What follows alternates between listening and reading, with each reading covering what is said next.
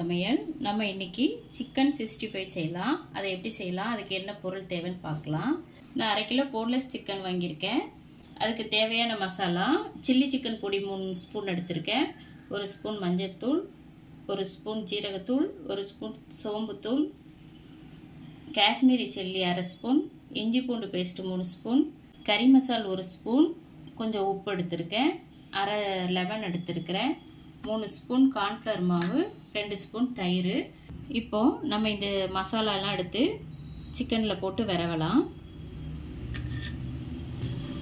எல்லாத்தையுமே சேர்த்து நம்ம விரவிடலாம்.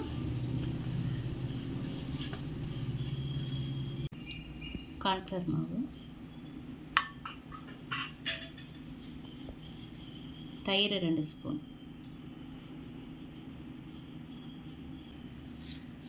நம்ம லெமன் புழிஞ்சிக்கலாம்.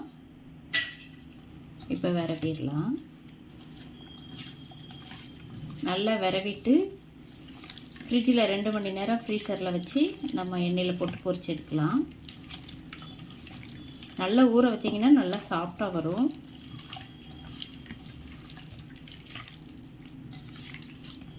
நான் இதில் கலர் பொடியெலாம் சேர்க்கல, நான் அப்படியே பொரிக்க போகிறேன்.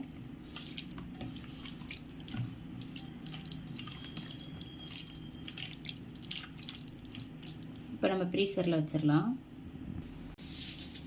பாருங்கள், நான் சிக்கனை ஃப்ரீசர் வச்சு எடுத்துட்டேன். நான் 1 மணி நேரம் தான் எனக்கு டயம் இருந்துச்சு. நான் 1 மணி நேரம் வச்சுருக்கேன். இப்போ எண்ணெய் காய வச்சுட்டேன், நான் பொரிக்க போகிறேன்.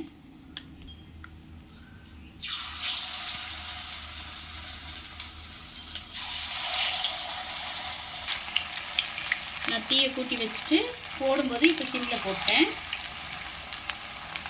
சிம்லேயே போட்டு போகிறீங்க, நல்லா சாஃப்டாக எல்லா பக்கமும் வெந்துடும்.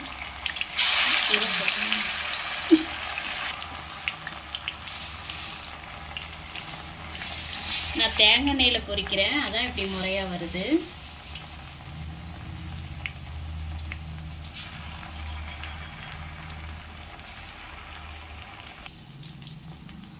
பாருங்க, சிக்கன் வெந்துட்டுருக்கு. இப்போ நான் 2-3 பூண்டை தோலோடு தட்டி போட்டிருக்கேன்.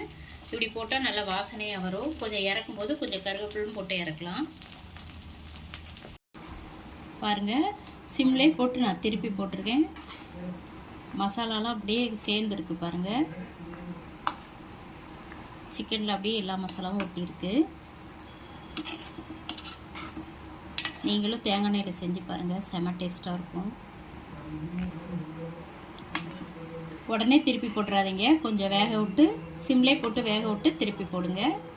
டக்குன்னு திருப்பிடாதீங்க, மசாலா பிரிஞ்சிடும். கொஞ்ச நேரம் இருக்கட்டும், இன்னும் கொஞ்சம் செவந்து வந்தோடனே நம்ம எடுத்துடலாம். பாருங்கள், வெந்துருச்சு. நான் கொஞ்சம் கருவேப்பிலை போட்டுக்கிறேன். பாருங்கள், வெந்துருச்சு, நான் எடுத்துட்டேன்.